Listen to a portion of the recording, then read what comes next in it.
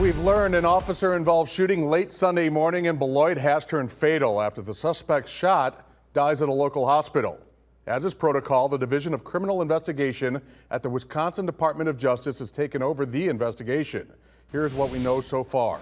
Around 9:45 this morning, officers were called to the 1700 block of Ashland Avenue. That's just a few blocks from the intersection of Chopir Road and Prairie Avenue. Investigators say when officers arrived, they saw a man with bladed weapons advancing towards another person. Officers told the armed man to put his weapons down, and when he did not comply, an officer fired at the suspect, where he later died.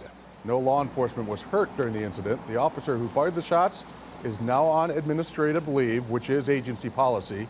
Investigators say the officers at the scene were all wearing body cameras.